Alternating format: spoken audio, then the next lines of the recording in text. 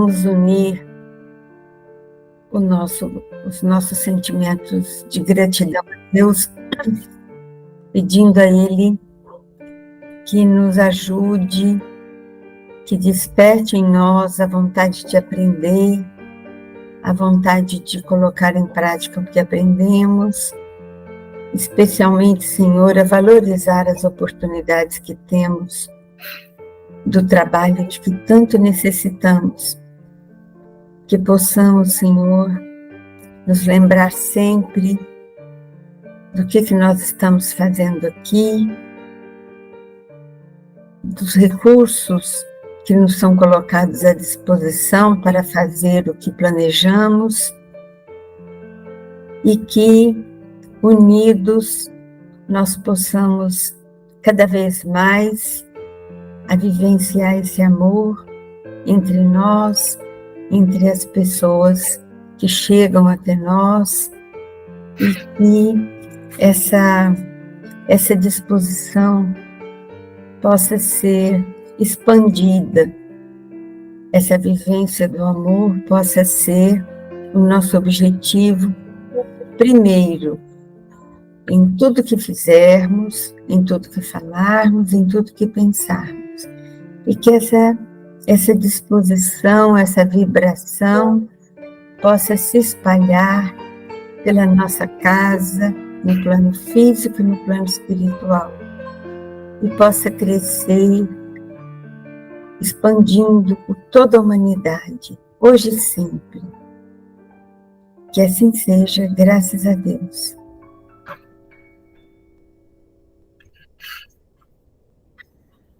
Obrigada, Sheila. Obrigada a vocês, amigos, mais uma vez estamos aqui juntos, né? Hoje, nosso 5º encontro, e falta só um agora para a gente encerrar, né, os conteúdos que foram previstos. E é claro que essa sequência de 6 encontros não vai nem de longe cobrir tudo que um evangelizador deve saber para fazer direito o trabalho que ele escolheu fazer. Mas são os pontos principais. E a partir desse conteúdo básico, a gente pode fazer qualquer aprofundamento que for considerado pertinente e necessário, tá? E possível, né? Que às vezes é pertinente e necessário, não é possível ainda, mas na hora que for, se vocês quiserem continuar de alguma forma, eu continuo também à disposição, tá? Então eu vou compartilhar aqui a tela para que a gente possa começar o nosso trabalho, tá?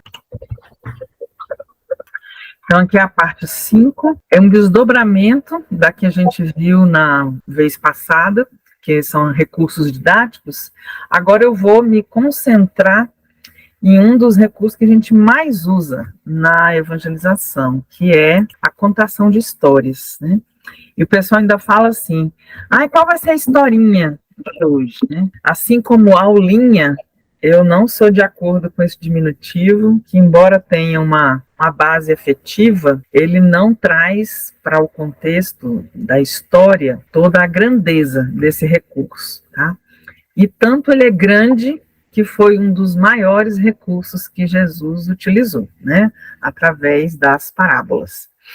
Então não é uma historinha. A história é um dos campos de estudo acadêmico, científico, da área de humanas, das mais poderosas, né? Tem uma quantidade imensa de publicações, de estudos teóricos, de vertentes de abordagem, de prática, de registro. Então, é uma área do conhecimento mesmo.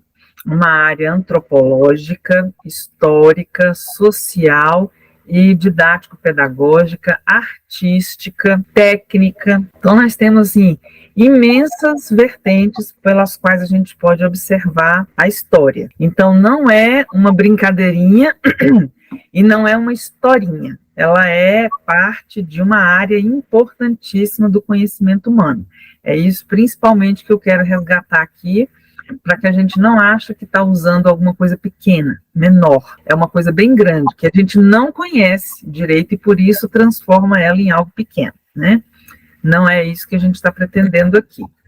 Então, como uma forma de conceituar, né, tecnicamente, dentro da área do discurso, né, que é a minha área de especialidade, a história é uma narrativa, e é uma narrativa de uma sequência de fatos encadeados e interdependentes. Então, não basta ser só uma sequência de fatos. Esses fatos têm que estar encadeados, né? Uma coisa após a outra. Então, pressupõe uma cronologia. Além disso, esses fatos têm que ser interdependentes, quer dizer, um deve ser efeito e causa. Efeito do que veio antes, causa do que virá depois, né? Então, não é uma coisa de aleatória, né? Solta no tempo e no espaço. Fatos não conectados não formam uma história. Alguém quer dizer alguma coisa a esse respeito ou perguntar? Não tem um tipo de história, uma história composta de várias histórias? Sim, tem. Mas ela não é encadeada. Aqui eu conheço, que é As Mil e Uma Noites, é encadeada sim. Tá. Porque é a história de uma mulher que conta histórias sem parar para fugir de um perigo, né? Então, é encadeada. Enquanto o perigo não acaba, ela não para de contar, né? Que é as histórias da Sherazade. Se ninguém leu esse livro ainda, As Mil e Uma Noites, os contos das Mil e Uma Noites, é bom ler, porque aquilo ali é uma aula de humanidade. É uma aula de humanidade. São 1001 histórias mesmo, que a Sherazade conta para fugir da violência amorosa do rei, né?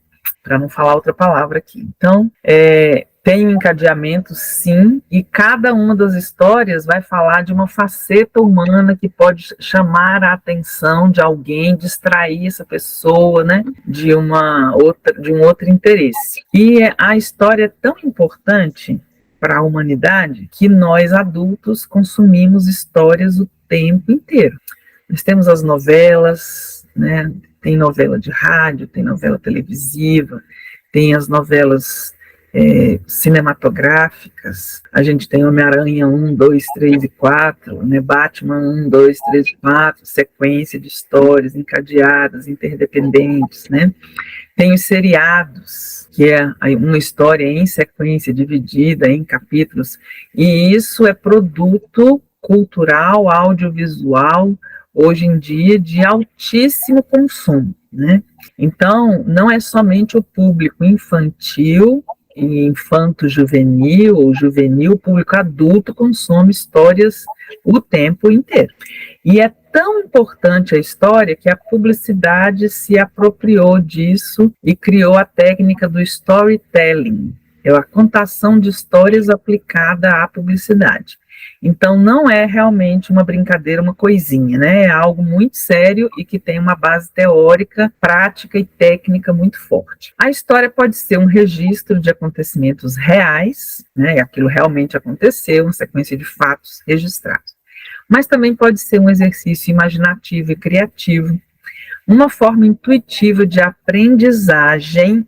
Olha bem, intuitiva de aprendizagem, intuitiva de autoquestionamento, intuitiva de catarse. Como é que vocês acham que a história funciona como uma forma intuitiva de aprendizagem, autoquestionamento e catarse? É quando um palestrante, por exemplo, quer fazer uma reflexão sobre um tema e ele inclui uma história. O Divaldo é mestre de fazer isso, né? Uhum. Ele traz uma reflexão para o público em cima daquela história dentro daquele tema que ele está desenvolvendo. É isso que você está falando? Mais ou menos, porque não precisa ser somente dentro de um contexto doutrinário. Sheila. No cotidiano, a história já funciona assim. Sheila, Oi. eu uso muito histórias, sabe? Eu sou, assim, uma contadeira de história. Eu não sou contadora, eu sou contadeira, né? E o que eu sempre percebo em relação às histórias é que elas permitem que você se ponha no lugar da pessoa que está vivenciando aquilo. E aquilo desperta dentro de você, da pessoa que está ouvindo, uma série de situações, de fatores que antes ela talvez nem imaginasse. Uhum. Dá a ela um mapa, assim, um roteiro, uma possibilidade de novas formas de agir diante de determinadas circunstâncias que talvez ela não não faria se ela não ouvisse a história, entendeu? Uhum. Isso eu já percebi também. E é sim, porque essa aprendizagem envolve a aprendizagem da empatia, né? Então, se eu estou ouvindo uma história, assistindo uma história, lendo uma história, é uma coisa humana. Então, vai ter conexão comigo, né? Isso é o mais interessante.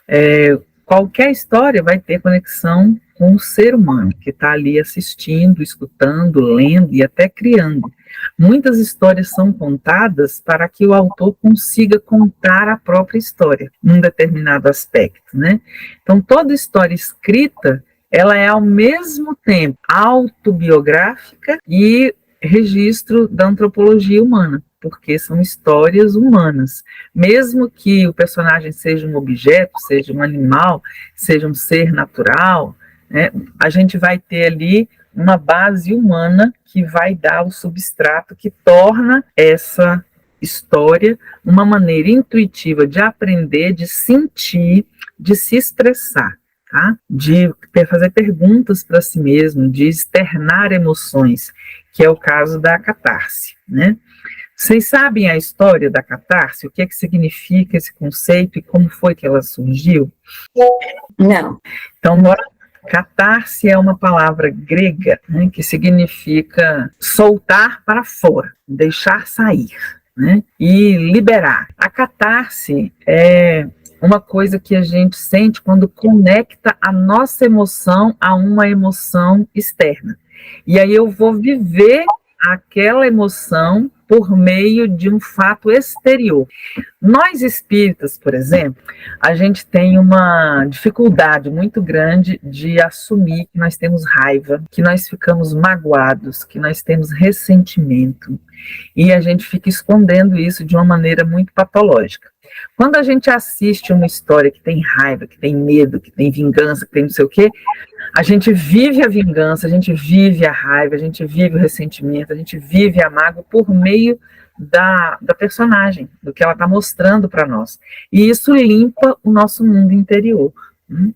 A catarse é tão importante para o equilíbrio da humanidade que na época áurea da cultura grega, as tragédias, todo mundo já ouviu falar das tragédias gregas, né? São famosas até hoje, são, os atores de teatro sempre precisam de uma tragédia ou duas no seu repertório para terem um bom currículo. As tragédias gregas, elas eram encomendadas pelo Estado. O Estado pagava os autores para escreverem as tragédias, onde existia alegria, tristeza, amor, traição, fidelidade, discussão, luta, e depois terminava para um momento pacificador. As tragédias eram representadas na Acrópole, aquele teatro que hoje em dia é um monte de ruínas históricas, né, mas ele ficava cheio.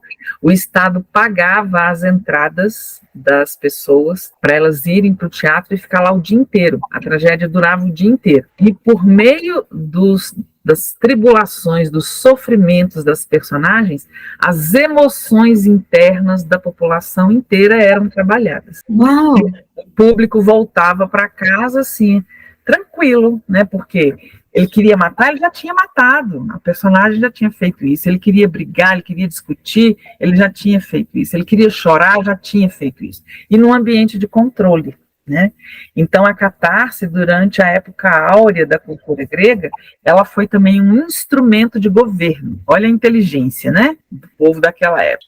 Aí hoje em dia isso também é utilizado, mas não com o mesmo tipo de conteúdo tão bom como era, né? Hoje em dia a catarse é menor e muitas vezes é muito menos catarse do que doutrinação, né? E contam-se histórias e faz-se determinadas projeções de conteúdo, comportamento, para levar as pessoas para um determinado lugar, né? E para um determinado tipo de ação, o que é uma coisa muito perniciosa se esse recurso estiver nas mãos erradas. Tá? Alguém quer dizer alguma coisa a esse respeito? Você falou aí do teatro, da vivência, da queria matar, já matou.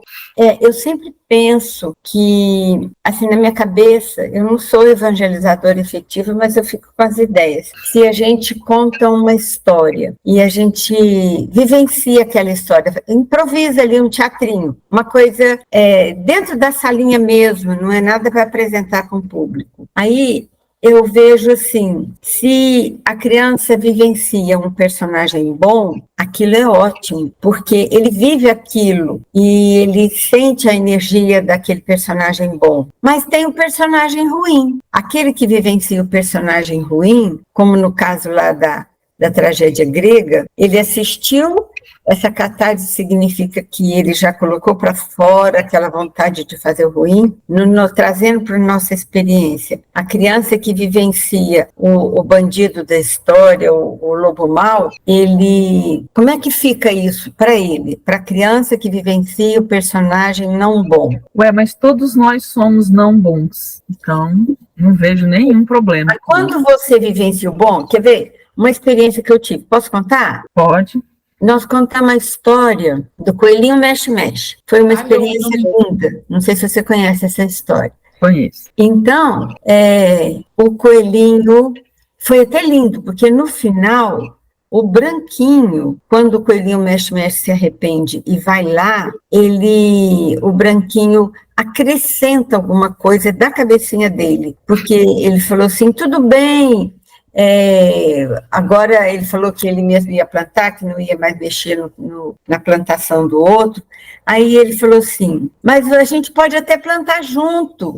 Ele acrescentou coisa que não estava na história. A gente pode plantar junto e eu te ajudo. Foi uma experiência linda. Mas nessa história eu estou contando, mas ela realmente não tem um personagem ruim, que era só ele que se transforma, né? Que faz essa catarse, que reconhece, através do sono, ele reconhece o lado ruim dele. Mas quando o personagem faz uma coisa ruim e fica por isso mesmo lá na história, como é que essa vivência ocorre na cabeça da criança? Não fica por isso mesmo. Nunca nada fica por isso mesmo. A criança vai elaborar isso, mas de forma intuitiva. Isso significa que a gente não precisa explicitar todas as coisas, os aspectos que a história traz, porque a criança tem que imaginar. Digamos que ela viveu um personagem que bate, né? O outro chora na hora que apanha. E isso tem um impacto no personagem que bate. Mexe com a emoção dele. Ele vai continuar elaborando isso. Será que eu quero ser essa pessoa que bate? Né? Essa pessoa que provoca o choro no outro? Será que é assim que eu quero viver? Né? Então, não fica nada por isso mesmo. Viver um personagem não bom, ou viver a nós mesmos, que a gente é não bom, a gente está procurando de todas as formas se tornar bom, mas nós somos não bons, né? A gente tem muito boas intenções, mas como diz a dona Cecília Rocha, Sheila, de boas intenções o inferno anda cheio, né? Então, a gente tem muitas boas intenções, tem uma vontade de fazer certo, mas é como diz o apóstolo Paulo, quero fazer o bem, e quando tento, encontro o mal que há em mim. Tem que ter espaço para a gente discutir tudo. O mal suprimido nunca poderá ser curado. Tem um livro maravilhoso que eu recomendo para todo mundo que está trabalhando com esclarecimento doutrinário, é Não Temas o Mal. Não Temas o Mal. Esse livro é uma canalização, como o povo chama, mediunidade intuitiva por aí, né? De um grande mentor da humanidade, e ele diz exatamente isso. Enquanto a gente esconder o mal que tem, ele não pode ser transmutado. Então é trazer à tona, conversar, né? Não veio espontaneamente, faz uma roda. Tira dali como as crianças se sentiram, do que elas gostaram, do que elas não gostaram, que hora que ela teve vontade de chorar, que hora que ela teve vontade de bater. Isso tem que ser trazido à tona. Se a gente esconder, não pode ser tratado, né? Por isso é que a nossa época agora está tão desafiadora, porque Jesus disse o seguinte: conhecereis a verdade, e a verdade vos libertará. né? E conhecer a verdade significa que nada pode ser ocultado, tudo tem que vir à tona. Né? Começar com a própria verdade, né? Exatamente, a minha verdade é essa, eu quero fazer o bem, mas quando eu tento eu encontro o mal que há em mim, e não é sempre eu consigo, pronto, é essa a história da minha vida. Mas eu vou morrer tentando, vou desencarnar na tentativa, né? Não vou conseguir. Ellen, que queria falar? Desculpa, Sheila. Vamos ver aqui agora. Muito interessante. É isso que a Sheila falou, assim, porque às vezes a gente foge do mal, né? Porque a gente não quer o mal, a gente quer o bem, né? Então a gente foge, né? Às vezes a gente foge até de situações que a gente não quer vivenciar, né? Interessante. Agora veja bem que Jesus legitimou o mal que há na gente. Quando ele chamou Judas Iscariotes, ele sabia que esse personagem tinha um desejo de provocar uma transformação social por meio de violência. Ele estava indignado que o Judas traiu Jesus. Não é porque ele era ruim, não era nada disso. É porque ele acreditou que Jesus não era capaz de fazer a reforma social que ele queria na época. Então era um inconformado, um revolucionário, né? Era um Che Guevara, um não sei o que da vida. Eu só não saí por aí de motocicleta, dando um monte de tiro de metralhadora em um monte de gente, porque eu sou espírita. Se eu não fosse, eu teria feito isso. Porque o meu desejo de reforma social, de justiça social, é uma coisa muito forte. Mas isso tudo está em equilíbrio por meio do conhecimento doutrinário. Se eu não tivesse esse balizador, eu teria feito um bocado de bobagem na minha vida, muito maior do que as que eu já fiz até hoje, né? E, então, Jesus legitimou Judas. Ele é um reformador social, ele é um revolucionário, ele pode se deixar levar, mas ele é humano, ele vai fazer parte da minha equipe. Ele sabia que Pedro era uma alma hesitante em muitos aspectos, tanto que ele diz, você me ama, você me ama, você me ama? Ele pergunta 3 vezes, e depois o Pedro diz, mas senhor, eu te amo, por que você está perguntando isso de novo? É porque você me ama, mas hoje você vai me negar 3 vezes. E depois ele passa uma vida inteira para compensar esse erro de uma noite, né? Gente, isso é a história da nossa vida. Se Jesus legitimou o mal, a sombra que existe nos seres humanos, trazendo os seres hesitantes, equivocados para a equipe apostolar dele, como é que a gente tem o direito de esconder o mal? É legitimar o mal para que ele seja tratado e se transforme em bem. Só tem esse caminho, né? O único caminho possível e efetivo é esse. Se não for assim, o Espiritismo não cumpre a sua missão e nem nós cumprimos a nossa como evangelizadores, tá? Eu sei que eu falo umas coisas que não têm uma cara muito ortodoxa. Se vocês não gostarem ou não concordarem, podem questionar, mas eu estou sendo verdadeira, tá? Eu estou gostando muito dessa, tá sendo uma novidade para mim, assim, porque a gente, como eu acabei de comentar, né, a gente vive fugindo a gente quer fugir o tempo todo do mal, né? Mas a gente tem que, pelo que eu entendi, a gente tem que encarar esse mal e ver essa questão da transformação, né? Exatamente. Da transformação do mal, né? Como é que a gente vai transformar e mudar se a gente não conhece esse mal profundamente? E isso eu me recordei agora quando estava em sala lá com as meninas, em que, assim, eu procuro deixá-las livres, assim, eu não fico o tempo todo recriminando elas, né? É óbvio. Sheila, fala da idade dessas meninas. De 8 a 11 anos, né? Então, tem horas que eu procuro deixá-las à vontade para elas soltarem e expressarem o que elas têm dentro, assim, delas, entendeu? Até comentei com a Regina outro dia que, assim, eu acredito que eu aprendo mais com elas do que elas aprendem comigo, sabe?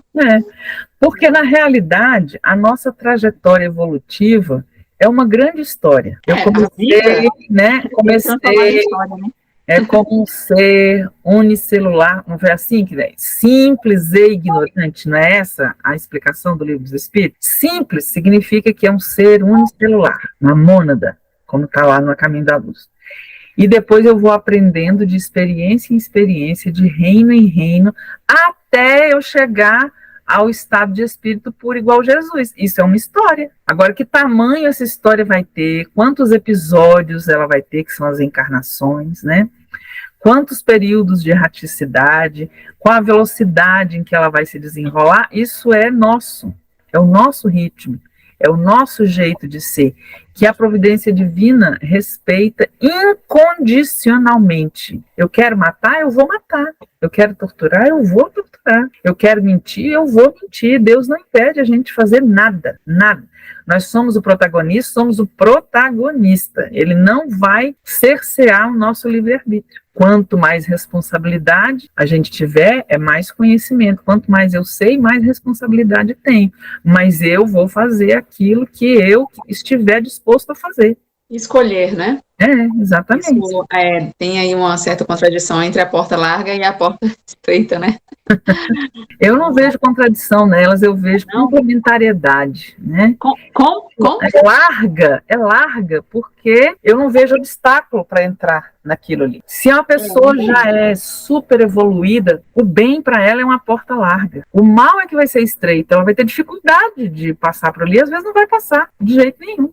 Qual foi a dificuldade que Alcione viu saindo de Sírios e encarnando na Terra, quando ela não precisava mais fazer isso, para ajudar um grupo de 8 pessoas que estavam perdidas moralmente? Ela não viu nenhuma. O bem é uma porta larga para quem é bom. O mal é que é estreito. Isso é relativo, né? A gente precisa... Sheila, e assim, quando você percebe assim, que o mal... você evitar o mal evitar certas situações para que uma pessoa, para não fazer um mal para uma pessoa, assim.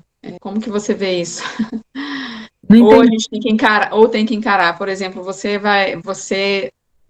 foge de uma certa situação porque você sabe que se você estiver nessa situação, você vai estar contrariando uma pessoa. Aí eu devo encarar ou eu devo fugir disso? A gente tem que ver o custo-benefício. Eu vivo contrariando pessoas o tempo inteiro. É impressionante. Mas tem uma medida terapêutica para isso, né? Porque Jesus disse que não são os sãos que precisam de médicos, são os doentes. E você já viu que o doente adoece porque ele está fazendo uma coisa que ele quer e que ele gosta, mas que não é boa para ele, correto? Não é assim? Uhum. Então, como eu trabalho com terapia, eu tenho que dizer para a pessoa, isso aí que você está fazendo não dá certo não, colega. Se você quiser fazer o tratamento, você tem que mudar. Se você não quiser mudar, a vida vai te ensinar de uma outra maneira como é que muda. E você não mudando nessa vida, vai ter que mudar na outra, né? Então, a gente às vezes contraria uma criança, contraria um adolescente, contraria um adulto, contraria um idoso. Mas por quê? Porque tem um princípio maior em jogo. Se o princípio maior realmente é maior, não é o meu próprio interesse, mas é alguma coisa transcendente, né, que sobrepõe a mim e ao outro que eu estou querendo contrariar, seja fiel a isso. Agora, se for só o interesse pessoal, é melhor não comprar a briga. Mas quando a gente entrar para contrariar alguém, tem que ser com fraternidade. Seu Nestor Mazotti, ele dizia assim, nós podemos fazer qualquer coisa com amor. Nós podemos até colocar um filho para fora de casa com amor, de modo que ele saiba que se não der certo ele pode voltar. Uhum.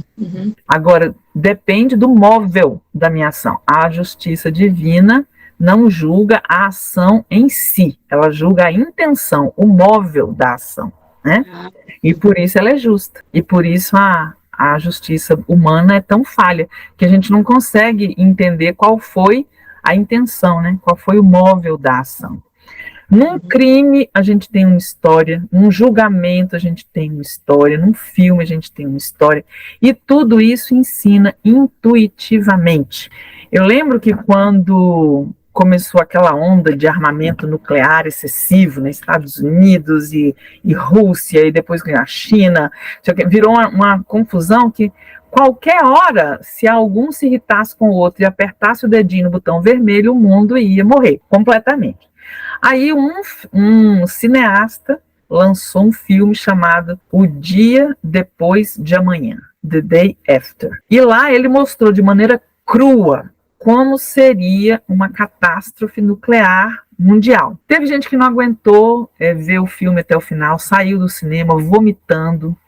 Foi uma coisa assim tão chocante, porque é chocante, né, intensamente chocante essas consequências, que se começou um movimento mundial para reverter o excesso de armamento nuclear, desligamento de bomba, desarmamento de artefatos.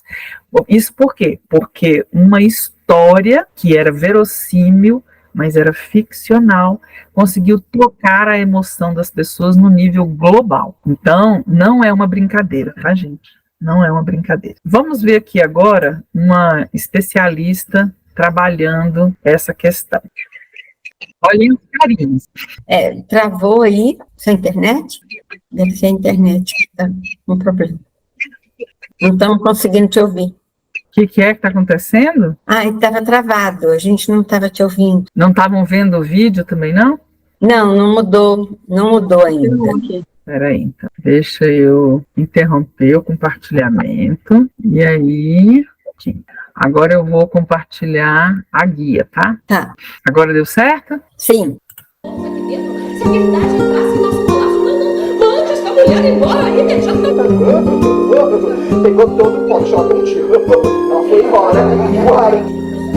Calor, uma fumaça começou a sair do quarto. Estava difícil de respirar. Grande, muito gelado.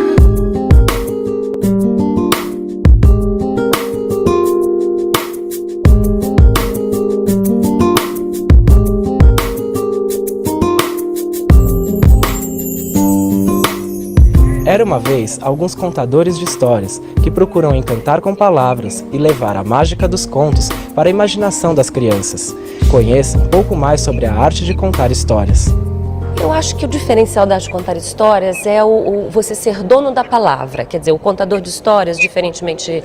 Quer dizer, o ator também é o dono da palavra, mas o ator, ele pode usufruir de outros recursos, né? Do figurino, da luz, do personagem. O contador de histórias, ele tem a história. E ele ali, com a sua palavra, com a sua verve, né? Com o seu poder de narrativa, é que ele vai convencer, que ele vai encantar o seu público. Quando eu conto histórias, escolho uma história para contar, de qualquer canto do mundo, pode ser de Israel, do Japão, da Síria, do Brasil, de índios brasileiros, tem algo em comum nas histórias. As roupas são diferentes, as cores, os gostos, mas a estrutura é a mesma. O cara na Síria, ou em Israel, ou na China, ou no Japão, ele sonha, ele tem medo, ele quer ser feliz, ele sente tristeza, existe a busca pelo poder nesses lugares, existe a corrupção nesses lugares, existe o companheirismo, a solidariedade, então tem algo em comum. Então isso me acalmou muito, falei, bom, eu trabalho, isso eu descobri depois, eu trabalho com narrativas, e essas narrativas, essas histórias, elas falam de um homem, um tronco único humano, e isso é muito bom para mim, e por outro que ouve. O homem sempre precisou das histórias, né? O homem precisa das histórias para dar significado para a sua vida, para explicar a sua vida. Então eu conto história para qualquer idade, eu conto para criança, para adolescente, para adulto, né? Qualquer um adora ouvir uma boa história, né? Não tem como. Desde os tempos mais remotos, o homem conta histórias. É uma forma de compartilhar experiências e de entender o mundo que o cerca. As histórias vão ajudar a criança a elaborar os seus medos, os seus sofrimentos, que às vezes a gente acha que é criança, né? Mas tem o sofrimento que ela vive e tem que lidar com aquilo com muito mais dificuldade do que o adulto. E as histórias ajudam ela a extravasar isso, ela a elaborar de alguma forma, né? Positiva. E principalmente com as histórias com sempre um final feliz que dá aquele alívio, assim, eu passo pela dificuldade, mas depois tem alguma coisa boa no fim, né? Então acho que a criança cresce com essa esperança, acreditando nisso. Mas Deus criou a mulher e junto com ela criou a teimosia. A verdade foi buscar. Os mitos foram criados para dar sentido ao mundo. Deuses, heróis e personagens sobrenaturais se misturam aos fatos da realidade, conforme explica Ana Luísa Lacombe em oficina que comemora os seus 30 anos de carreira no Tuca. Essa palestra, na verdade, o que ela é? Ela é um resumo de tudo aquilo que eu refleti ao longo desses 8 anos como contadora de histórias, né? 30 anos de atriz, mas como contadora 8 anos.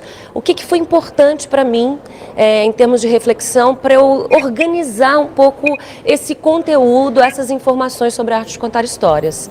E atraídos por esta mágica, diversos profissionais de diferentes áreas estiveram presentes no evento. Educadoras buscando levar a experiência para a sala de aula, A gente veio mais, como a gente trabalha na sala de aula, para mesmo aprender a arte mesmo da contagem de história e a importância de contar histórias para as crianças, que é um método muito eficaz, tanto para alfabetização como para uma diversão, algo a mais para a sala de aula. Atores e atrizes ampliando seu repertório profissional. Para completar um trabalho que eu já venho desenvolvendo, né? Que quando a gente também está no palco é uma maneira de contar a história, de uma maneira diferente, é claro, mas isso é para completar o meu trabalho como atriz mesmo. Um amigo? Não. Uma mulher de 2 metros de altura. Um nariz imenso, escorrendo meleca pelo nariz. Não acabou! A boca toda torta, mais fedida que pum com chulé junto. O objetivo da história não é ensinar, o objetivo da história é encantar. Então, quando o professor tem a proposta de usar a história para ensinar a escovar os dentes, ou ensinar a falar por favor, eu falo, não, por favor, né? Não faça esse massacre com as histórias. A gente não tem que buscar um objetivo contando histórias. Você coloca um objetivo, o fluxo da narrativa, ao meu ver, ele é rompido. As histórias, elas ensinam subrepticiamente, elas ensinam nas entrelinhas. Então, acho que a história, ela está ligada ao mundo da educação pelo fato dela favorecer o pensamento, o entendimento da narrativa, o entendimento da sequência das ações, né, o poder de abstração, favorecendo o imaginário, a criar imagens. Foi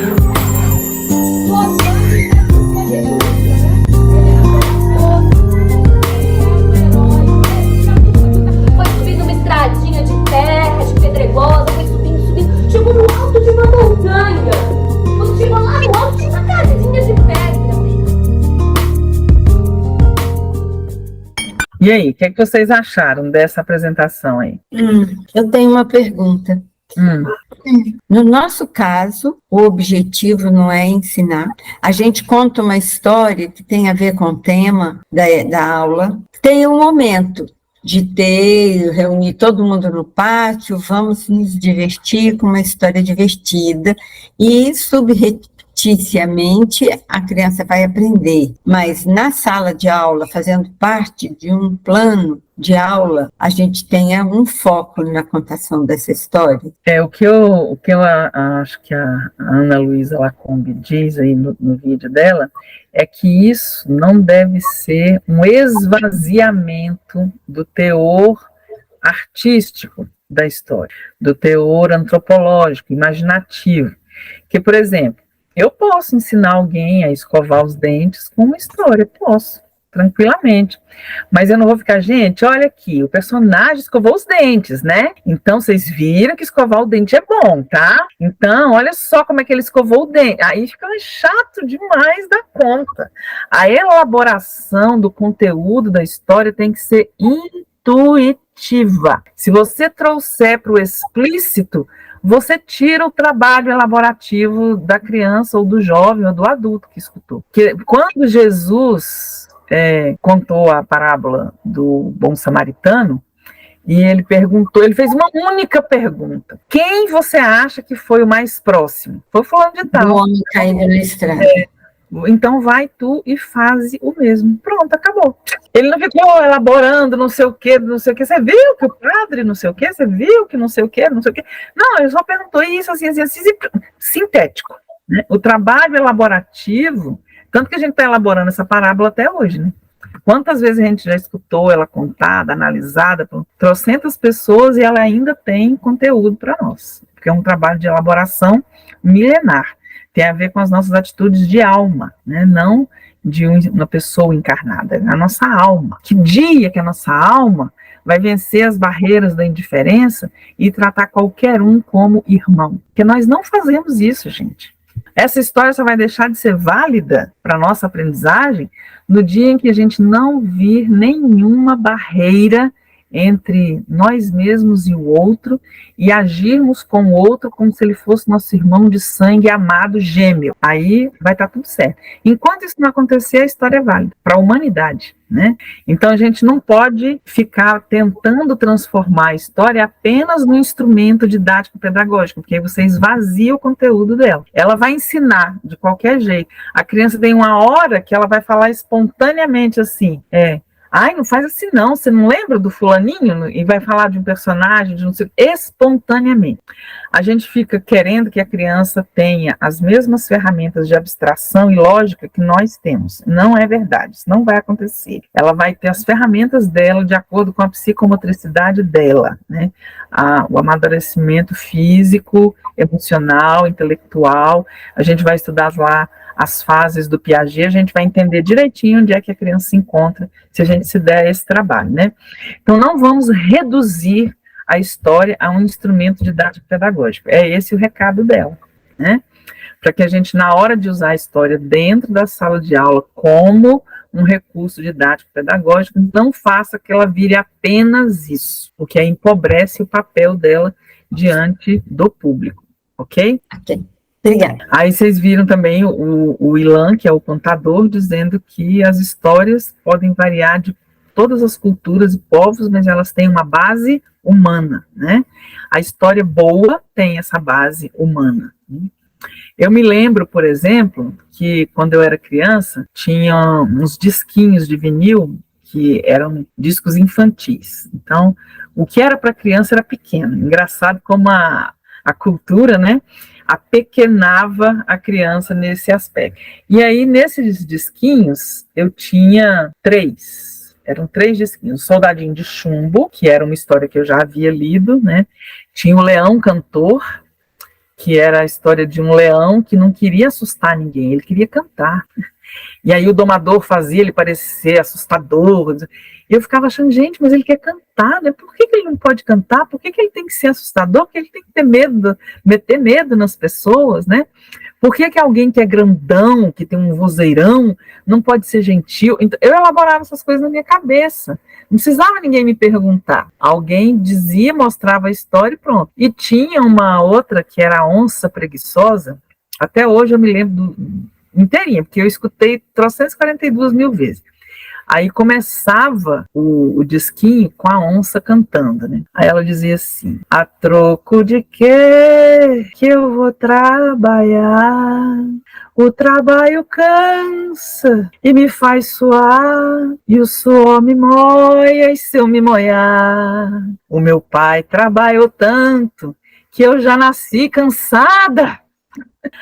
Esse começo da história, meu Deus, a pessoa trabalhou tanto que o filho já nasceu cansado. Aí eu ficava imaginando, né, o quanto que a minha mãe trabalhava, meu pai trabalhava. Se eu e meus irmãos tínhamos nascido com alguma parcela de cansaço por conta do excesso de trabalho deles. Então, não precisava ninguém ficar me dizendo, olha, que a preguiça é uma coisa ruim, que a preguiça é isso, que trabalha não sei o quê. Não, se ela dizia, meu pai trabalhou tanto que eu já nasci cansada, essa síntese na minha cabeça e na cabeça dos meus irmãos também funcionou. A gente conversava. Então a gente tem que trabalhar um tanto bom, né, que é para os filhos da gente não nascerem cansados. A noção do equilíbrio já estava ali dentro. Então a gente não precisa ficar cortando a história em fatia para mostrar para as meninas qual fatiazinha você viu. Não, ela vai receber o holos. A criança é holística. O pensamento analítico não é parte das habilidades infantis. O adulto é que faz isso. Mas a criança, ela pega o todo, né? É o holos, é o completo. E ela se vira muito bem com isso, né? Se vira muito bem. Vamos confiar que a criança é muito inteligente. É muitíssimo inteligente, eu diria. Tá? E se a gente não menosprezar a inteligência infantil, nós vamos progredir muitíssimo mais. Ok? Agora, deixa eu ver se aqui vai funcionar. Vou tirar daqui de novo. Vou copiar. Sheila, você ainda vai falar sobre contação de história para adulto? Sim, senhora. Daqui a pouco. Tá. Daqui a pouquinho. Aqui agora, vamos... Aqui. Agora eu vou compartilhar outra guia, complementa esse conteúdo que eu apresentei agora, tá? O contador de histórias é o guardião do conhecimento mais profundo de um determinado grupo cultural. É o que revela a arte educadora e uma das mais importantes pesquisadoras da tradição oral, Regina Machado.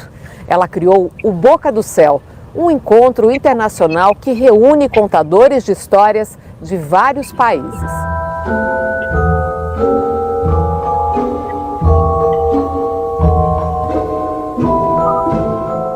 A arte de contar histórias guia a vida da pesquisadora de narrativas tradicionais, Regina Machado, professora da Escola de Comunicações e Artes da USP.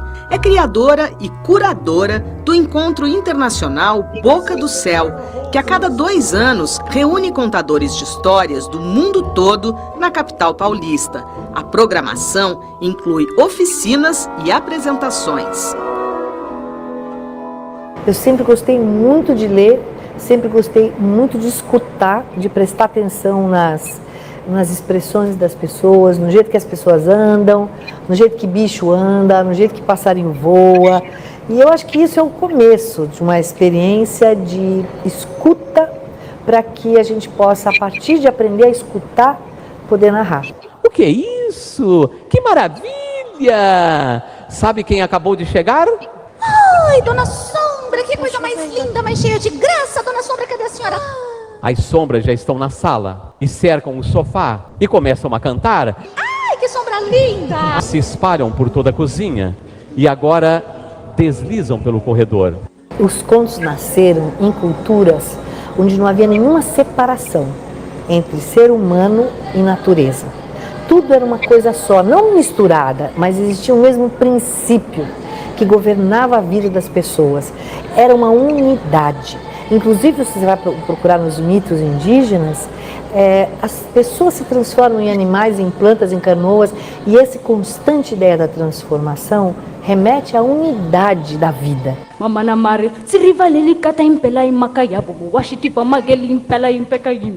O ser humano, espírito, natureza, hoje em dia são coisas que você puxa de diferentes gavetas. Fala com um africano, fala como que é a espiritualidade na sua cultura. Ele vai falar, hã? Ele nem sabe o que é isso. A vida, ela tem tudo isso. A vida tem a natureza, a beleza, a força, a dignidade, a coragem, a luta, a briga, o dilúvio. Tudo isso faz parte da vida. E os contos, eles estão o tempo todo falando dessa unidade, se a gente puder escutá-la. Colava na teia, comia um mosquitinho, ficava feliz da vida. Porque pelo menos não era teia, né? Ela comia aquele mosquitinho.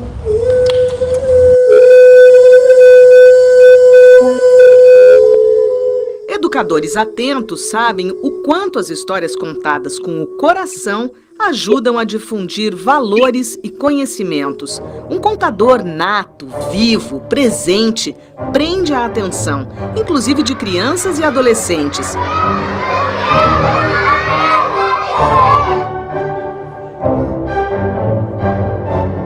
Os sábios o alertaram que se ele saísse de Atlântida, ele jamais encontraria o caminho de volta, que as suas memórias iam ser embaralhadas e as suas histórias iam escapar pelos dedos das mãos. Quando você escuta uma história boa, uma história das profundezas da alma do ser humano, você é levado para suas próprias profundezas, a passear pelas suas próprias paisagens internas de conhecimento, como se você pudesse entrar em contato com aquilo que faz sentido na sua própria vida. Num tempo tão distante que podia ser agora. Num lugar tão longe, mas tão longe, mas tão longe que podia ser aqui. Regina Machado acredita que o encontro com a nossa própria humanidade pode produzir um efeito mágico. As regras e os condicionamentos do cotidiano desaparecem. E parece que o que vem, o que surge, o que emerge das profundezas da alma da gente são as coisas valorosas da vida, é aquilo que faz a gente ser um ser humano de verdade. E eu acho que um conto, ele solicita essas partes da gente. E mais do que tudo, ele solicita que a gente pergunte, e se fosse possível que eu me transformasse num ser humano melhor?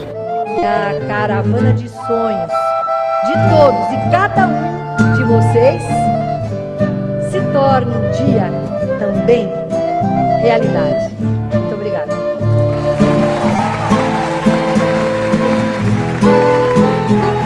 A turma da Oca, quando sobe a ladeira. A turma da Oca, quando desce a ladeira. A turma da Oca, quando sobe a ladeira.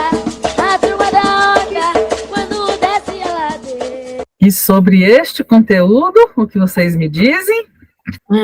Queria mais. Delícia de ver. Eu gosto muito de fazer coisas novas, de trazer coisas novas, de trazer pessoas que façam essas atividades de dança, de música, de contação de história, mas a gente sempre sai da rotina e nem sempre agrada todo mundo, né? Às vezes eu me incomodo com as minhas ideias. Não, mas acontece que qualquer boa ideia, se ela não tiver uma aceitação no coletivo, ela é uma ideia ruim. Então, ela não é boa só porque a proposta é interessante, é inovadora, ela tem que ser adequada ao contexto. E essa adequação a gente constrói com conversa, com combinado, com decisões, mas tudo no coletivo. Não posso tirar as coisas só da verdade da minha própria cabeça e deixar tudo correr como se isso fosse o melhor para todos, né? Não, com certeza. Foi isso que Jesus fez, gente. Ele fez isso. Ele chamou o coletivo e falou, gente, nós vamos mudar da terra para o céu, tá? Eu não vim falar do reino material, eu vim falar do reino do céu. E as pessoas conseguiam vislumbrar um pedacinho minúsculo desse véu que ele estava levantando. E ele falou, olha, tudo bem, um dia vamos dar uma outra coisa, um consolador, que vai explicar as outras coisas que vocês não podem entender agora. Estou deixando o que eu podia entregar. Vai vir mais coisas, mas quando vocês estiverem mais prontos. É isso que ele fez, né? Então, não dá para a gente fazer tudo agora. A gente vai fazer o que é possível e adequado para o ritmo coletivo ser aproveitado, né? Isso aqui é o importante. Mas ela disse uma coisa aí importantíssima, a Ana Machado, que o conto, ele traz para a gente esse apelo e a gente, através dele, consegue pensar ou sentir. É possível me tornar um ser humano melhor? Né? Se essa pergunta intuitiva ficar na cabeça das pessoas que acompanharem as nossas aulas, as palestras, né, as oficinas, os workshops, a gente já vai ter feito o nosso trabalho. Porque o que é se tornar um ser humano melhor? É fazer reforma íntima. Se eu estiver com isso em frente, eu posso não ter usado essa palavra, posso não ter dito essa expressão 42 mil vezes, porque ela está ficando tão desgastada que já nem provoca impacto mais. Mas se esse desejo intuitivo de me tornar um ser humano melhor ficar na cabeça das pessoas, pronto, meu trabalho está feito. Não preciso de mais, né, com relação a isso, ok? Vou voltar aqui para o nosso PowerPoint, porque, por incrível que pareça, nós estamos somente no primeiro slide, tá? Só o primeiro. Agora vamos ver aqui, que tipos de história a gente tem? Dois grandes grupos primeiro, né? As histórias reais ou aquelas que foram inventadas, né? As histórias de ficção. E mesmo as inventadas têm uma base real, porque a nossa imaginação não consegue fugir daquilo que a gente sabe. A gente organiza de uma outra forma aquilo que a gente já conhece. Mas nem as histórias de ficção deixam de ter um pé na realidade, tá? E aí essas histórias, sendo reais ou de ficção, elas têm vários tipos, né? Alegoria, biografia, comédia, conto de fadas, crônica, diário, fábula, história fantástica, história de terror, de mistério, uma notícia, uma história policial, uma história folclórica, uma novela, uma parábola, um romance, uma tragédia. Aqui tem outros, mas esses são os principais, tá? Então, a gente usa muito na evangelização biografia. Eu acho que a gente ainda usa pouco. Tem muita biografia maravilhosa para a gente explorar, principalmente quando vai entrando na juventude, né?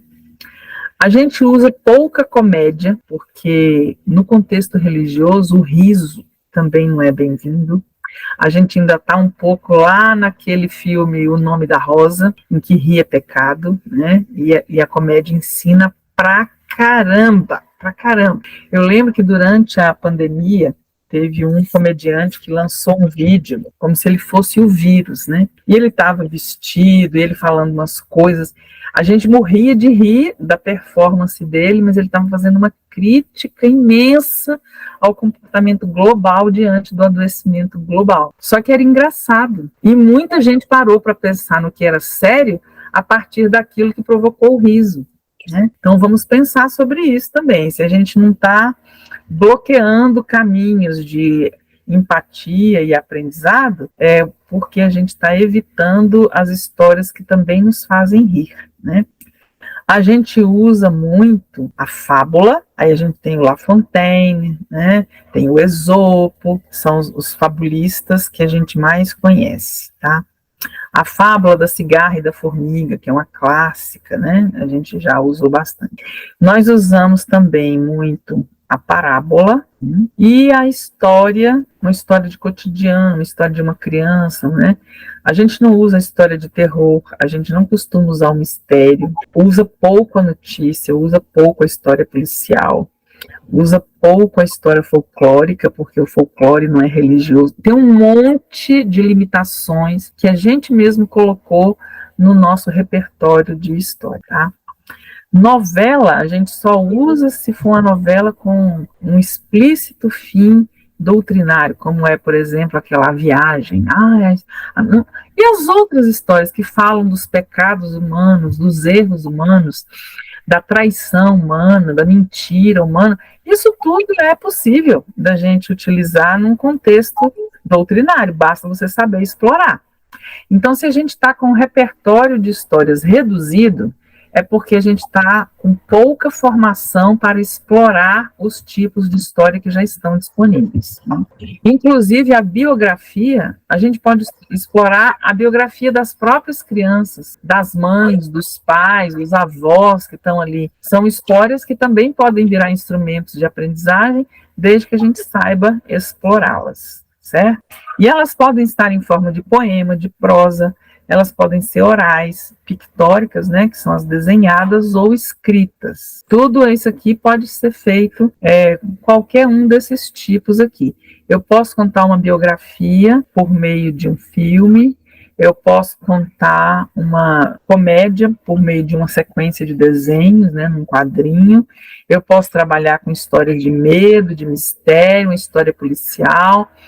Tudo isso é possível, basta encontrar um jeito produtivo de apresentar e explorar, tá? Agora, como é que eu posso contar isso? Eu posso usar fantoche, sombra, musical, peça teatral, narrativa de áudio, a narrativa visual, a audiovisual, os quadrinhos com ou sem texto. Eu posso fazer um jogral, uma leitura dramática, usar animação, uma improvisação, uma história com interferência, a dramatização monológica ou poliparticipativa. Então, eu posso dramatizar eu mesma, fazendo todos os personagens, eu posso dramatizar com várias pessoas trabalhando junto comigo, né? Tudo isso aqui são técnicas de contar a história. Mas o que mais importa é o conteúdo delas e o modo como eu apresento, né? Esse conteúdo humano, a partir do qual a empatia se faz, a catarse se faz, a autorreflexão se faz e a autoaprendizagem, tá? Então, tem muitos modos de fazer isso. E que tipos de história a gente pode usar na evangelização? Todos. Basta saber como, né? Como que eu vou orquestrar isso? Como que eu vou fazer essa decisão? Tá? Contar e ler histórias é a mesma coisa? Não. Ler uma história é uma forma de apresentar a obra conforme a linguagem original, nas palavras do autor. Na hora que eu vou ler, eu preciso mostrar por que eu escolhi esse autor, eu vou apresentar o livro de onde a história saiu, esse bem cultural que é o guardião da literatura. Tá? Quando eu conto histórias, isso envolve outras habilidades, não a de leitura. Envolve a improvisação, a interação com a turma, a possibilidade de agregar outros elementos ao enredo, como o cenário, figurinos, efeitos de luz e som e a expressão corporal. Na hora que eu estou contando, eu, como educadora, tenho a oportunidade de resgatar a tradição oral de narrar as histórias, que foram transmitidas de geração em geração. As histórias nasceram no desenho e na linguagem oral. Depois, milhões de anos depois, é que veio o alfabeto e a escrita e a capacidade de registrar alguma coisa por meio de caracteres, né? Mas a história surgiu com o desenho e com a fala. Isso aí a gente vê nas paredes das cavernas, né? As imagens que são ali as pinturas rupestres, né? Como se chama na linguagem técnica de antropologia, paleontologia, são desenhos de fatos que chamaram a atenção de algum ser humano, e ele queria registrar isso, queria deixar isso fora da sua memória individual. Então a história surgiu assim, por meio de desenho e fala, e depois chegar no alfabeto e nas outras linguagens, né?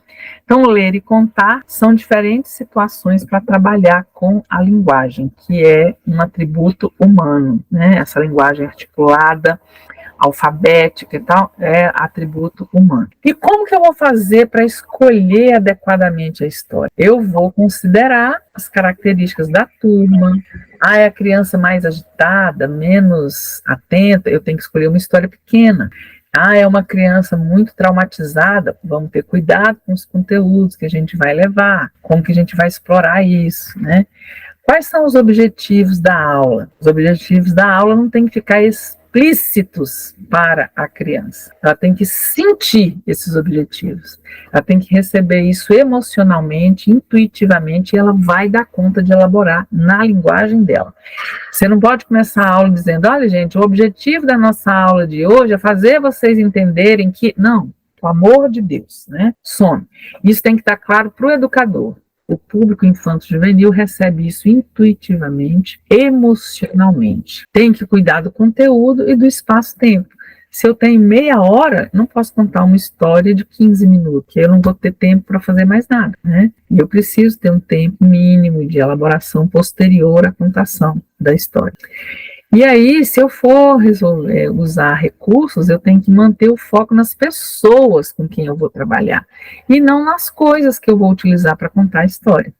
Às vezes eu vou levar gravura, eu vou levar um fantochinho, eu vou levar um quadro de feltro, eu vou levar alguma coisa, mas os recursos não podem se sobrepor às pessoas que vão estar escutando o que eu tenho para contar, né? E fundamental é ler muito para ter repertório. Você tem que ler de tudo, todo tipo de história possível e imaginável. Eu lembro, por exemplo, lá no livro Os Mensageiros, tem o culto na casa da Dona Isabel, né?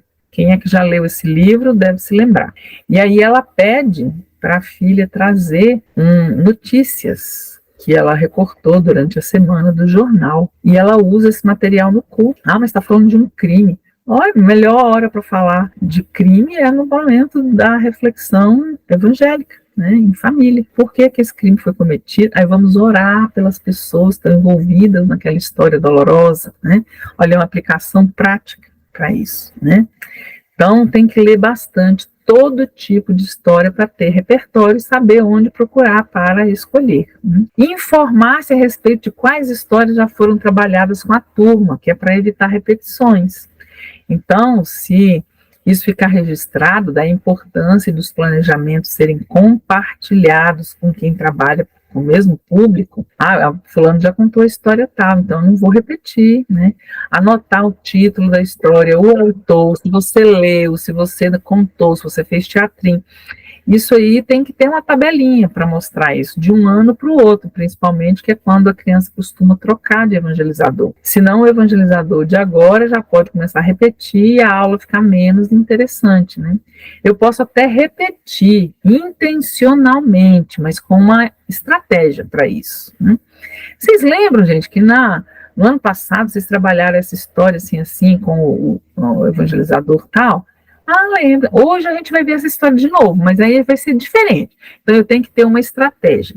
Não pode ser uma coisa que a criança diz, eu já conheço essa história, o outro tia já contou. Não é assim, né? Eu preciso saber o que é que já foi contado, o que é que já foi narrado, o que é que já chegou ali no público que vai receber o trabalho, para eu não repetir, tá? E observar com cuidado aspectos vocabulares éticos e estéticos.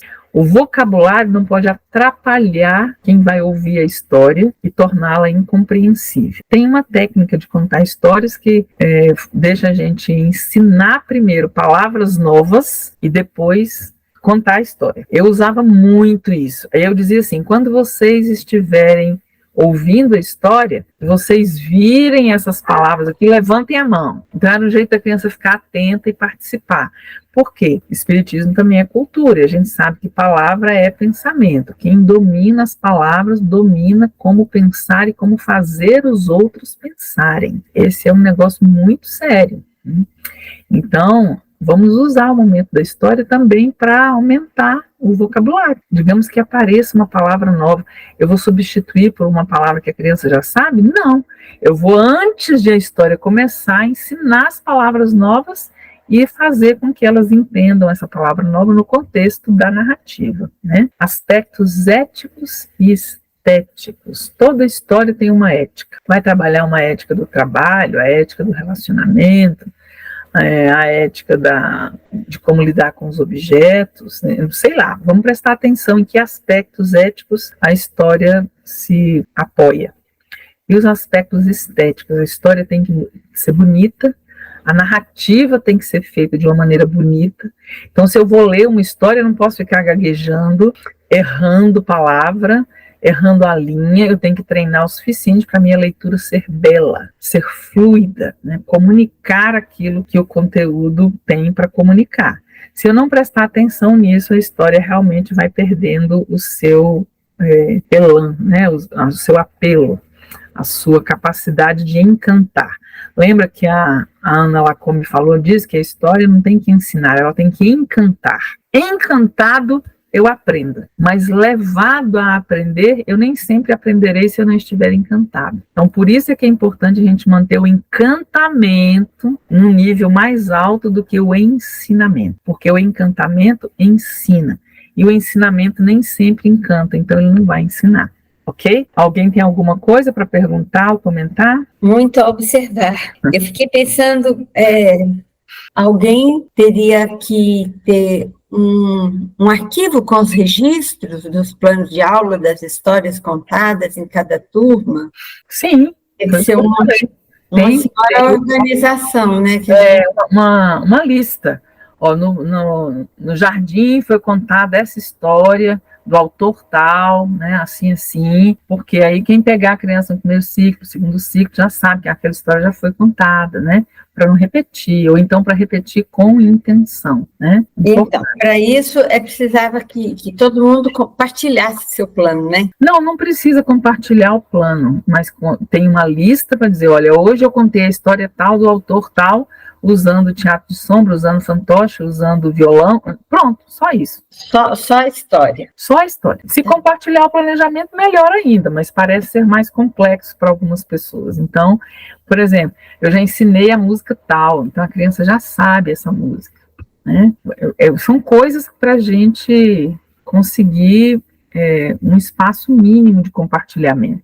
Às vezes, ler o plano de aula completo leva mais tempo. Essa lista simplificada pode ajudar por causa do tempo disponível, né? Então, vamos criar instrumentos para esse compartilhamento acontecer e a gente lidar com a informação de uma maneira um pouco mais eficiente. Compartilhar a dinâmica, né? Que foi útil, ou eu fiz e não deu certo. Isso realmente ajuda uns aos outros, né? Facilita. Com certeza, a gente não está evangelizando em conjunto, sozinho, nós estamos num trabalho coletivo. Então, cada etapa que a criança passar, em cada sala, com cada pessoa, vai ser um pedaço da caminhada dela, nessa grande história de evolução que ela está construindo para si mesma, e que nós estamos construindo para nós. Nós somos sujeitos em evolução, um tentando ajudar o outro. E muitas vezes fica parecendo aquela narrativa de Jesus, né? Cego guiando cego, vão cair todos no fosso. Muitas vezes a gente não está enxergando aquilo que precisa ser enxergado e estamos conduzindo as pessoas para o lugar errado. Se nós conversarmos mais, compartilharmos mais e não temermos o mal que nós podemos causar, que nós já causamos, ou que os outros podem causar para nós podemos evoluir melhor. Obrigada, Sheila. De nada. Agora, se a gente for usar recurso didático para contar a história, aí eu vou repetir alguma coisa que a gente já tratou da outra vez.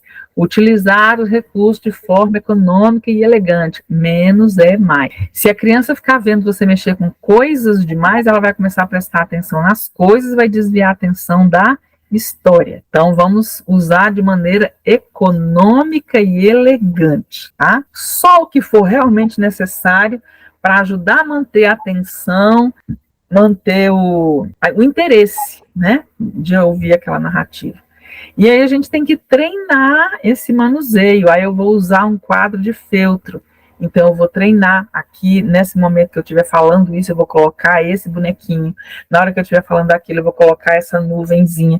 Então eu tenho que treinar para que o efeito do uso do recurso seja produtivo, né? Eu também posso solicitar para a turma, com antecedência, pequenas coisas. Digamos que eu vou contar a história da galinha ruiva, que foi fazer o bolo. Pede uma forma para alguém, pede um pacotinho de farinha para alguém, um pouquinho de açúcar para não sei quem. E a pessoa, mas para que você vai usar isso? Não, tragam tudo, porque na aula que vem vocês vão ver o que é que a gente vai fazer. Então, recursos que estarão dentro da história eu posso solicitar para diferentes pessoas e criar uma rotina participativa naquele instante em que a história estiver acontecendo, né? Eu já contei essa história da galinha ruiva que faz o bolo e depois, na hora de fazer o bolo, ninguém quer ajudar, mas depois, na hora, todo mundo quer comer, né? Eu fiz o bolo na sala, enquanto eu estava contando a história. Então, foi uma coisa que surtiu, assim, um efeito muito bom, muito grande. E, enquanto o bolo estava assando, a gente estava fazendo a roda de lanche, né? Com as mesinhas, colocando copo, colher, prato, guardanapo, limpando as mesinhas porque era refeição, lavando as mãos porque a gente ia comer. Então tem que orquestrar essa sequência de atividades. A nossa aula também é uma narrativa, também é uma história. Ela vai ter começo, meio e fim. É uma sequência de fatos cronológicos intercalados e interdependentes. Então, na hora que a gente está contando, fazendo a aula, nós estamos contando uma história. É a história de como eu resolvi trabalhar aquele conteúdo.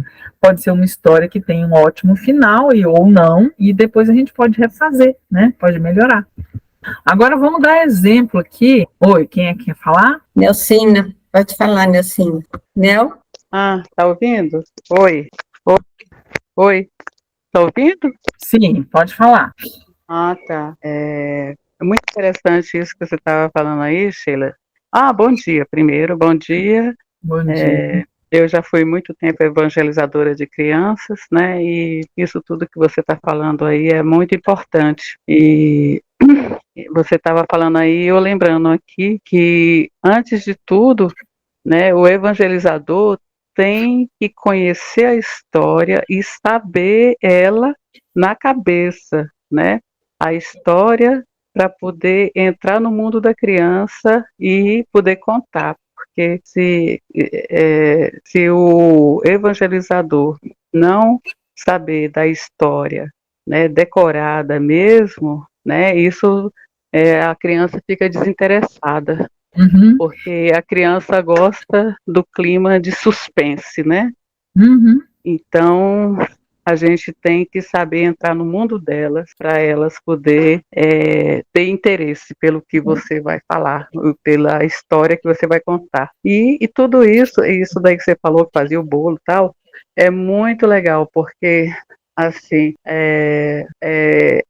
dependendo da aula, é bom sempre você entrar com uma surpresa para elas, né? Porque isso daí já bota a anteninha dela ligada para ela saber o que você vai falar, o que você vai contar, né, para ela descobrir o que é isso que você vai falar. Então é só isso mesmo que eu queria falar. Não, mas é verdade isso. Você usou uma expressão muito legal, saber de cor a história. Isso. De cor é uma expressão latina que significa decoração. Cor, cordis, né? Cordis é a palavra latina para coração. Então, quando eu digo decorar, é trazer para o coração. É eu saber isso emocionalmente, não intelectualmente, né? Isso. É por isso que eu falo que o evangelizador tem que entrar na história. Porque a criança precisa sentir isso dele, que a criança precisa sentir o que você está falando, porque se você não entrar na história, eles vão se desinteressar.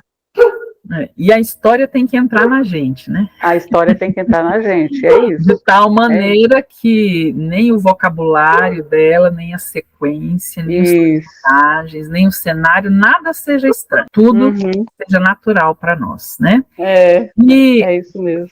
A gente está falando muito de criança, de jovem, e agora eu vou mostrar uma história que eu já trabalhei em reunião de pais, uma história para adultos. Presta atenção nessa história aqui, tá? Vou compartilhar com vocês agora.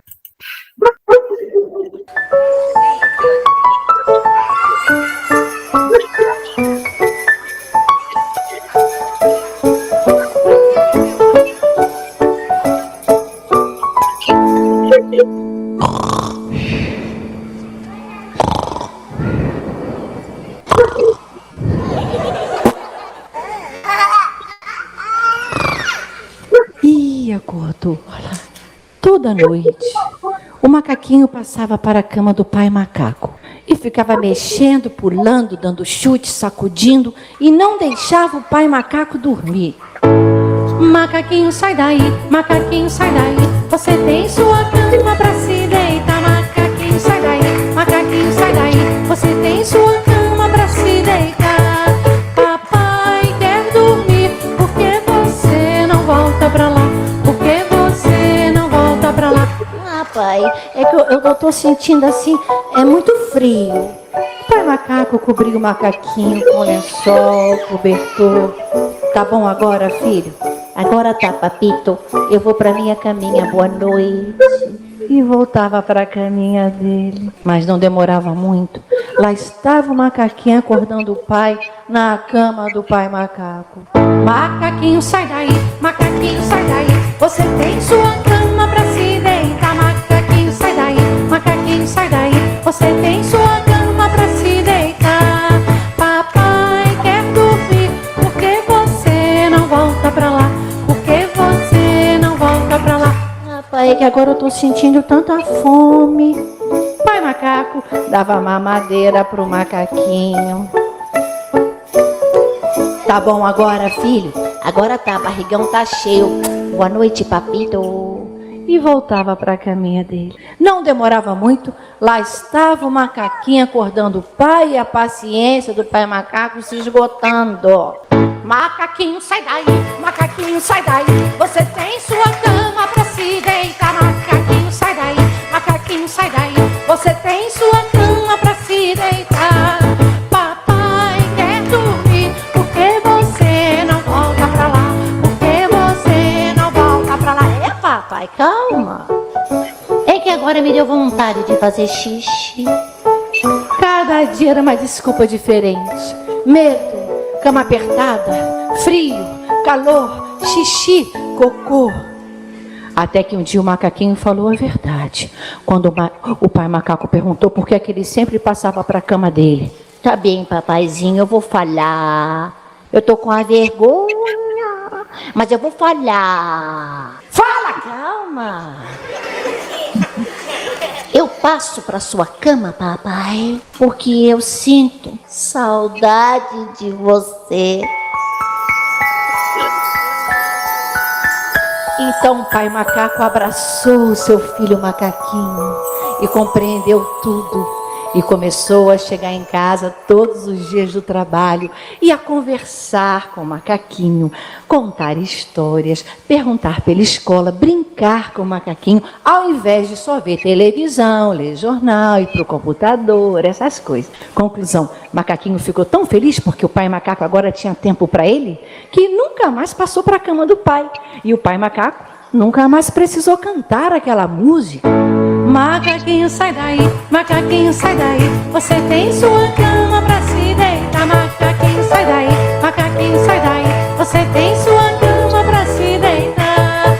Papai quer dormir, porque você não volta pra lá? Porque você não volta pra lá? Eu te amo, filho.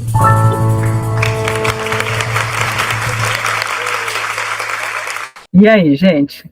Disse tudo, né? Não precisou. Super divertido, super atrativo.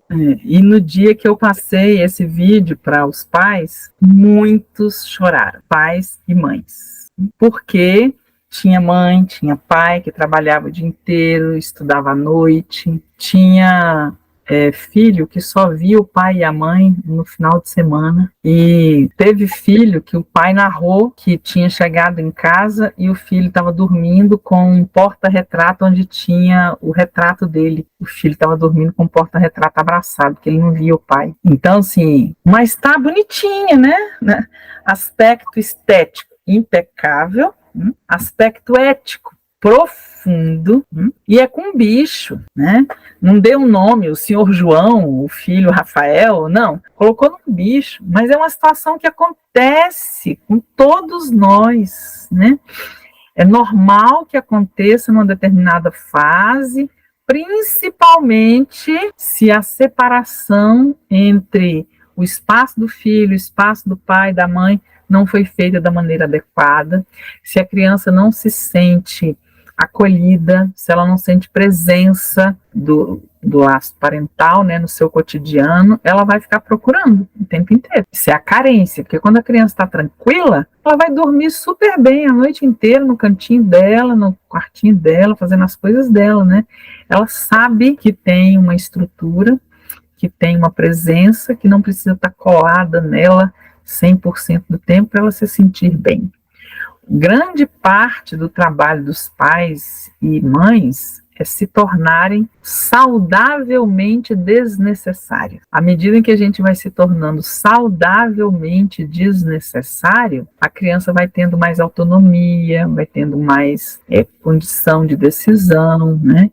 O pai e a mãe que decidem tudo pelo filho o tempo inteiro, eles estão trabalhando contra o princípio do livre-arbítrio. Eu tenho uma filha que, quando ela era criança, era uma pessoa muito difícil, mas ela foi de princesa para cima, sabe? Aquela pessoa assim, bem aristocrática, cheia de vontades. Ela não se vestia sozinha, ela não se calçava, ela não se penteava até 8 anos de idade. Não adiantava você deixar ela dias.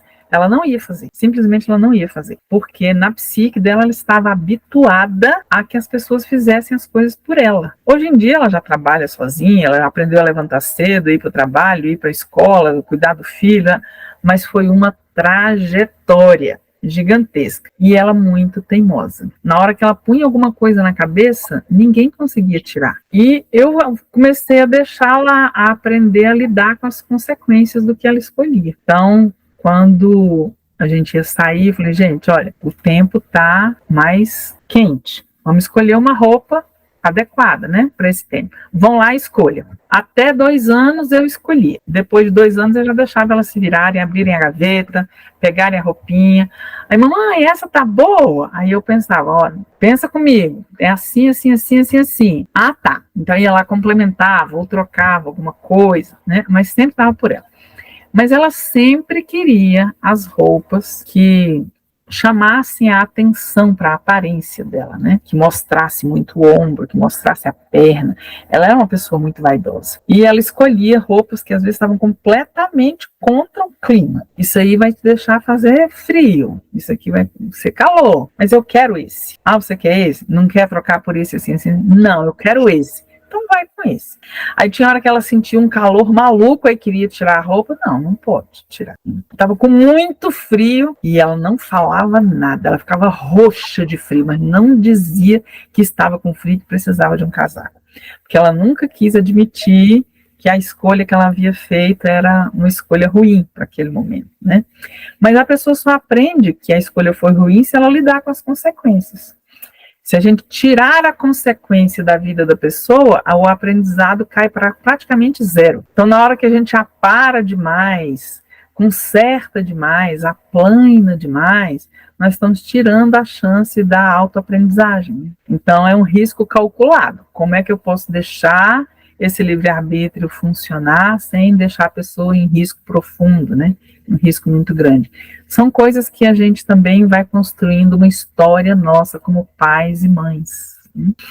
A história que a gente viveu com o filho mais velho vai ser diferente com o segundo filho, com o terceiro, com o quarto, com quantos forem, porque à medida que essa narrativa vai sendo construída, os sujeitos são diferentes. Eu, com a minha filha mais nova, fui uma mãe completamente diferente da que eu fui com a minha filha mais velha, porque era a primeira filha. Então, vai ter todas as consequências relativas a esse modelo. Se a gente consegue mostrar isso para os pais, discutir isso com os pais, com os cuidadores, né, que às vezes é o avô, às vezes é o tio, com o tipo de público que tem na ASFA, né, às vezes é só a mãe, às vezes é a mãe com a avó, às vezes é a mãe, a avó e tia, 3 mulheres tomando conta de um grande núcleo familiar, porque os homens já foram embora, deixaram elas sozinhas com as crianças, né? Então, se a gente consegue trabalhar essa questão da narrativa intuitiva, emocional, com os adultos, eles também se tornam melhores, e aí a vida da criança também vai melhorar. Então, é uma coisa que a gente precisa trabalhar, porque é algo super importante, né?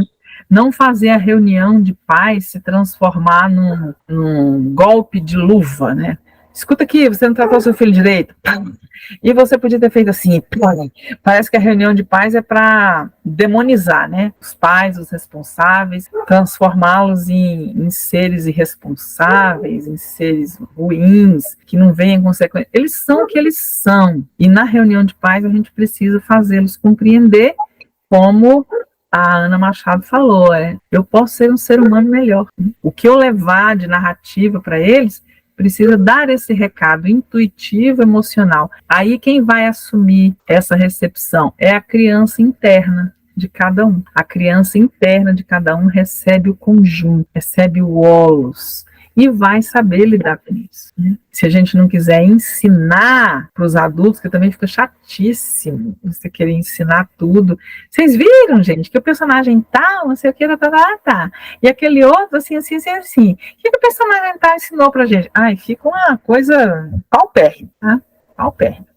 Vamos ter que fazer depois, eu acho, um momento só para a gente aprender como explorar as histórias sem cair no reducionismo, que essa é uma arte difícil da gente conseguir, tá? Mas é possível a gente fazer, ok? Ellen, André, vocês querem dizer alguma coisa? Não? Tudo tranquilo? Posso falar? Pode. Rapidinho. Sobre os adultos, né? Não só na evangelização, mas no acompanhamento das famílias, dos pedidos que as famílias fazem. Eu achei que é útil para todo mundo, né? Que todo mundo evangeliza. E não só dentro da sala de aula. Às vezes, muito mais a gente tem oportunidade de evangelizar, até no corredor, no encontro, enquanto espera o café, e na hora do almoço, a gente sempre tem oportunidade de estar com eles, quando eles nos procuram pedindo alguma coisa, e aí a gente ouve os relatos de comportamentos inadequados com os filhos. Eu acho que a gente tem que ouvir isso de novo e pensar bastante como que podemos tirar proveito disso para a gente ajudar de uma forma mais efetiva, e não do jeito que a gente acha que está certo. Porque muitas vezes a gente tem aquele padrão, é assim que educa filho, é assim que tem que agir ou reagir. Mas fulano está fazendo isso de novo com essa criança, está fazendo isso de novo, esse comportamento. Então, a gente se cuidar primeiro. Muitas vezes a gente se cuidar primeiro. Exatamente. A história pode ser uma ajuda terapêutica, né? A gente se cura por meio de histórias. Tem um livro muito bom de um psicólogo suíço, maravilhoso, chama Bruno Betlem. Não entendi. Bruno Betlem. E o nome do livro é A Psicanálise dos Contos de Fada. Maravilhoso esse livro, gente, simplesmente maravilhoso. Onde ele vai dar o substrato psicológico, psicanalítico de cada conto de fadas que a gente conhece.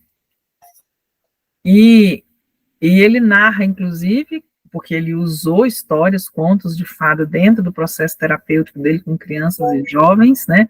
O impacto dos diferentes contos nos diferentes pacientes. Então, uma história pode ser um curativo, e a gente nem está sabendo, né? Importantíssimo a gente ler essa obra dele, Bruno Bethlen, A Psicanálise dos Contos de Fadas. Maravilhoso, um dos grandes livros que eu já li, tá? Então, eu sempre gosto de dar indicações, porque aumenta nosso repertório, né? E a gente não pode ficar preso só dentro do repertório espírita.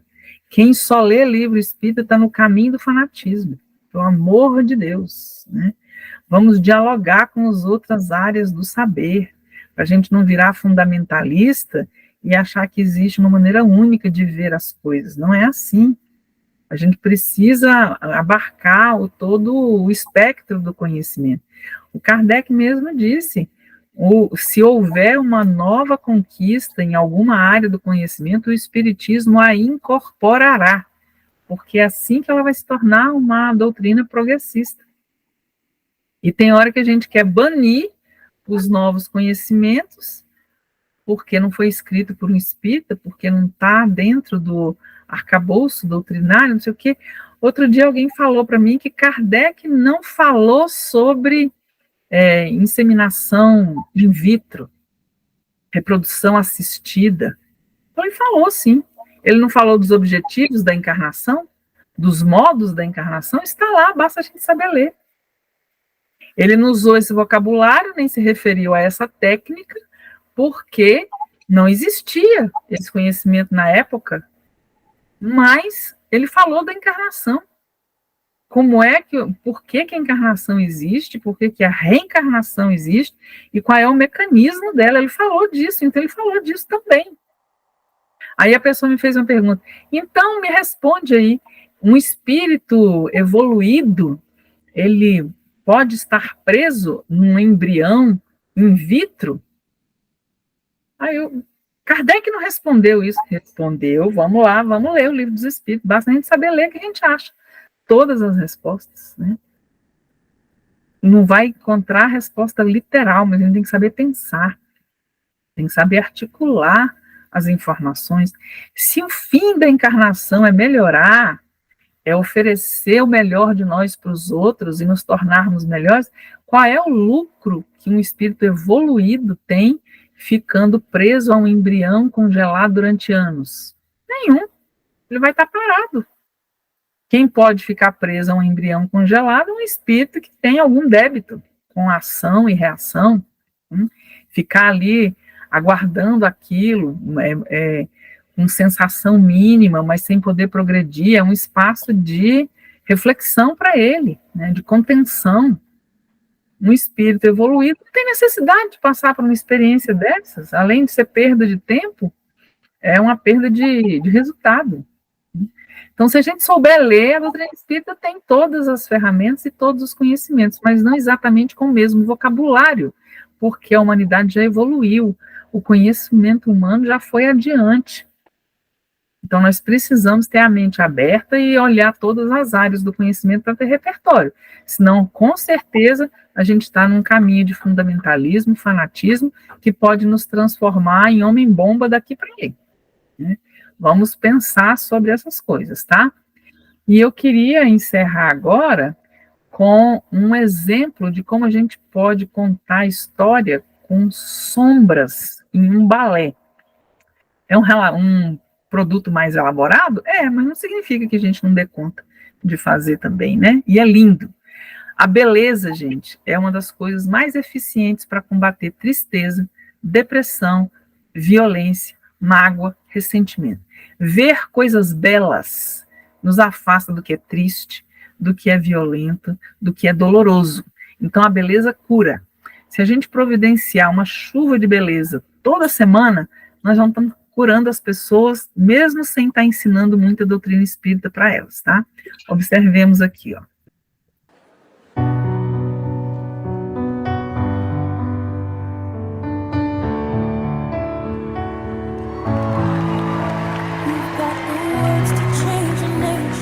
You're biting your tongue. You spent a lifetime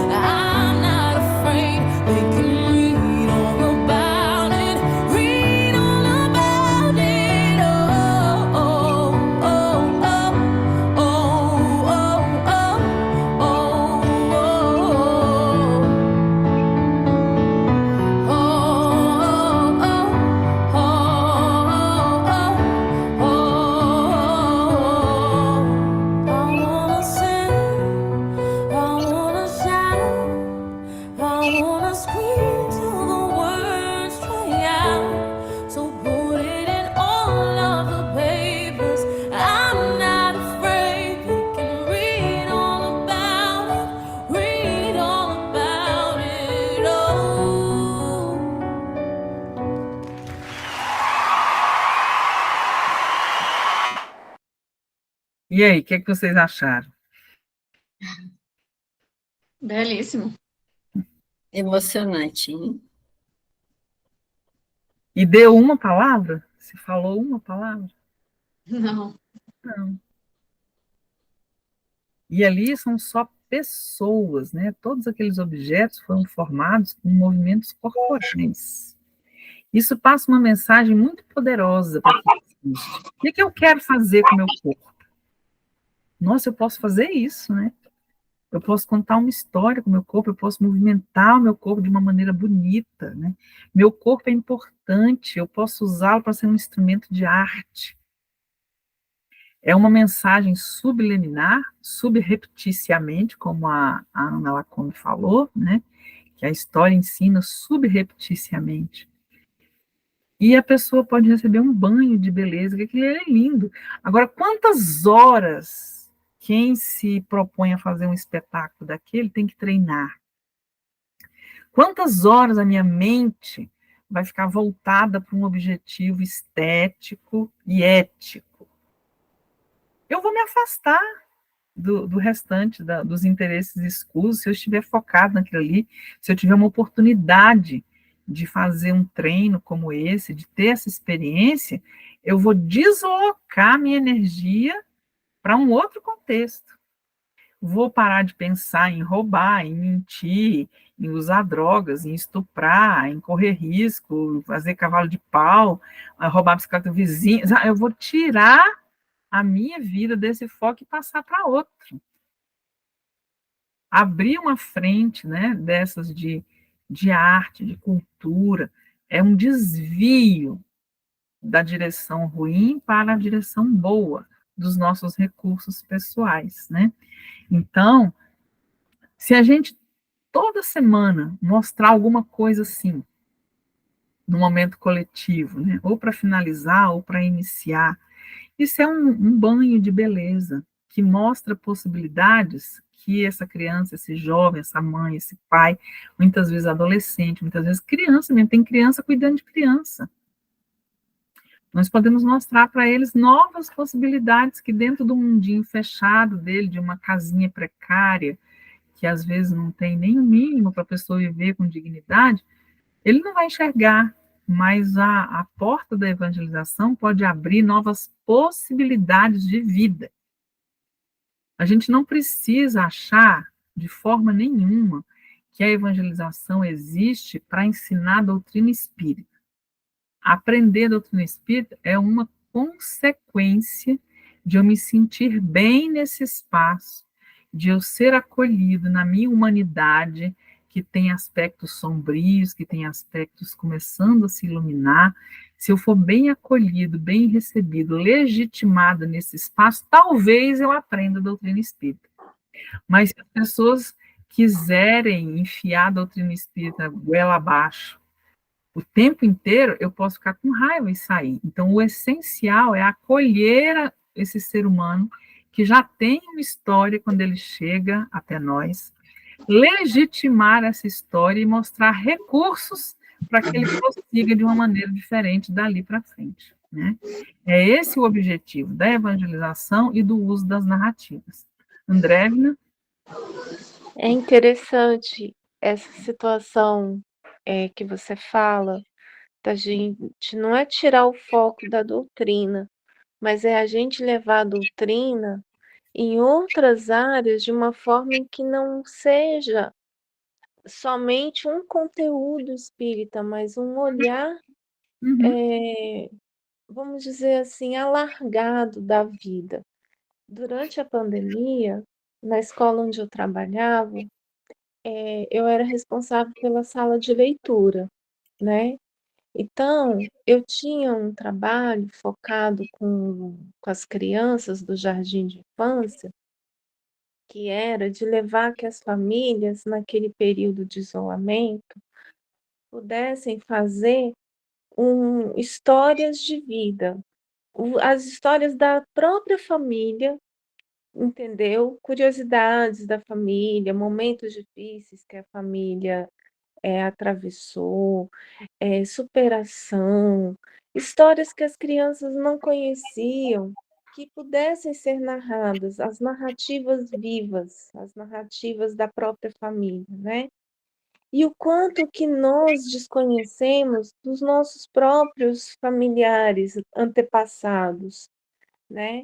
E o quanto que é importante nós valorizarmos as nossas raízes no lado do bem, porque muitas vezes o mal, infelizmente, não deveria ser assim, ele se propaga muito rápido. E o mal não merece comentário em tempo algum. E não é o que nós fazemos. Então, ao invés de nós usarmos o que a moral espírita nos ensina, muitas vezes, né, acaba sendo propagado aquilo que não deveria. Então, que se usasse o conhecimento, que se usasse a beleza, que o próprio Leon Denis disse que a arte deve ser o belo criando o bom, né? Para que naquele momento no centro possamos ter assim aquele refrigério. E foi muito interessante no primeiro dia que nós tivemos com as meninas Flor de Luz lá na ASPA, porque a minha tia Alcimene, ela trouxe uma história viva, né?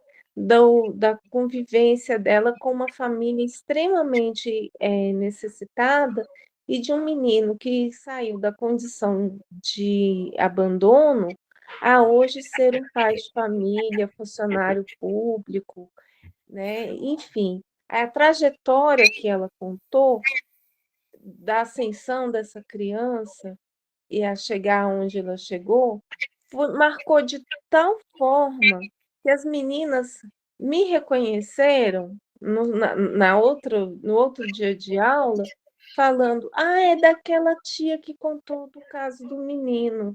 Uhum. Então a gente vê o quanto as narrativas são importantes, o quanto que é essencial nós abrirmos o nosso espaço de humanidade. Não adianta a gente só pensar no mundo espiritual se a gente não sabe caminhar ainda com os nossos pés aqui de barro, né? Ainda aqui na terra, e não fazermos a amizade, não fazermos o amor, não fazermos as pontes com a afetividade do outro. É isso. É isso mesmo. Então, usar o espaço de evangelização não para dar injeção de doutrina espírita, mas fazer acolhimento para que a pessoa, se sentindo acolhida, legitimada, queira aprender o que nós temos a ensinar, né? E isso é importantíssimo. E se nós não soubermos para nós mesmos, não vai adiantar nada a gente ensinar para os outros. Porque a criança e o jovem têm um filtro 100% eficiente para detectar incoerência. E incoerência é: eu penso uma coisa, falo outra, sinto outra, faço outra. Na hora que a gente está na coerência, esses 4 níveis estão alinhados. Eu penso, eu sinto, eu falo e eu faço de acordo com a mesma linha, né? Se a criança perceber que tem incoerência naquilo que a gente está propondo, ela não vai querer pegar. Ela sabe que é errado. A ética na criança é instintiva. Ela sabe que tem alguma coisa errada. Ela não sabe discorrer a esse respeito, analisar, argumentar, mas ela sabe que tem alguma coisa errada. E ela não vai querer pegar alguma coisa errada. Isso é um instinto. O instinto também nos diz que o erro é ruim, que vai nos levar para algum abismo, né? Mesmo que a gente não elabore conscientemente, intelectualmente isso, nós sabemos que é um risco. Então, vamos levar a integridade nas nossas narrativas de vida, nas nossas narrativas institucionais, porque se a pessoa não confiar nas pessoas, nem na instituição que as pessoas estão tocando, elas não vão querer receber nada do que a gente oferece e não vão querer se envolver com o que a gente propõe. É preciso ter coerência nessa narrativa também. A história da ASFA é uma narrativa. Onde ela nasceu, com quem ela nasceu, o que as pessoas estão fazendo, estão deixando de fazer, isso é uma história. Essa história está sendo gravada no espaço etéreo do planeta Terra. Qualquer psicômetra que tocar depois o espaço onde essa instituição existiu vai poder captar essas histórias. São formas de pensamento, é eletromagnetismo já manipulado pela nossa própria energia pessoal, e isso deixa marcas na identidade eletromagnética do mundo em que a gente vive, né? Então, gente, não é brincadeira. Não é uma historinha. É uma intervenção na mente de uma pessoa.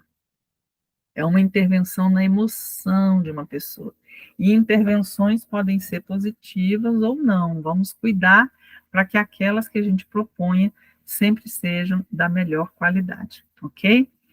Então, era o que eu tinha reservado para nós hoje, né? E que nós consigamos refletir sobre isso, evoluir nesse conhecimento, para que o nosso trabalho com as histórias, com as narrativas, seja cada vez mais consistente, mais coerente, mais amoroso, né? Mais legitimador, para que isso cumpra o seu papel no contexto da evangelização espírita que nós nos propusemos a fazer. Muito obrigada, que Jesus nos abençoe. Obrigada, Sheila. Muitas Obrigado, vezes. Sheila. Gratidão por todo o seu trabalho. Obrigada a vocês. Obrigada, Sheila. Foi muito bom te rever, viu? Igualmente, eu não te revi, não, mas estou ouvindo sua voz. Não, meu cabelo está tão bagunçado. Mas o seu cabelo sempre foi bagunçadinho, André, né? Bonita, para quê? Tem Né? toda a razão.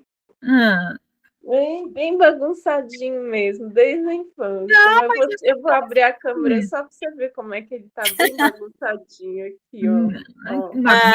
Tá lindo. Tá lindo, maravilhoso. Tá linda, menina. Desculpa. Bom te ver. Muito Igualmente, viu? Fica com Deus. André, aproveita e faz a prece para nós. Tá, eu faço. Então vamos agora, com o coração pleno de gratidão ao nosso Pai Celestial, que nos concede sempre a oportunidade de, através dos ensinamentos do nosso amado Jesus, traduzidos hoje pelo tempo, pela dedicação, pelo desvelo da nossa irmã, e nos trazer a lembrança amorosa das parábolas, da importância das histórias em nossas vidas. Que possamos, Senhor, levar esse conhecimento vivo para os nossos queridos evangelizandos, para aqueles que convivem conosco, que possamos, Senhor, sermos instrumentos do bem, da paz, e fazermos em nós mesmos esse oásis de luz, esse oceano de paz em nossos corações, para darmos o melhor que temos àqueles que vierem ao nosso redor. Abençoe nossa irmã, abençoe a todos os nossos companheiros de trabalho e ampara-nos, Senhor, no melhor que pudermos, para fazermos o bem com todo o coração. Muito obrigada, e que assim seja. Obrigada, Sheila, mais uma vez. Um final de semana feliz e produtivo para você. É para todos nós, né? E agora vocês só me confirmem bem direitinho o dia do nosso último dia de formação, para eu já montar o material. E eu não gosto de montar pertinho, eu vou pensando ao longo do período, escolhendo coisas, né? Pensando melhor, porque isso está sendo feito para vocês. Não é um material padrão que eu tenho pronto, que repito em todo lugar. Não é assim que eu trabalho. Vai ser adequado ao grupo que me pediu, ok? A gente percebe isso e agradece muito. A Renata vai entrar em contato com você para poder ver isso direitinho, tá bom? Tá bom. Um grande abraço para todos. Outro grande. Bom final de semana. Grande Até abraço. amanhã, se Deus quiser. Tchau. Um abraço a todos. Tchau.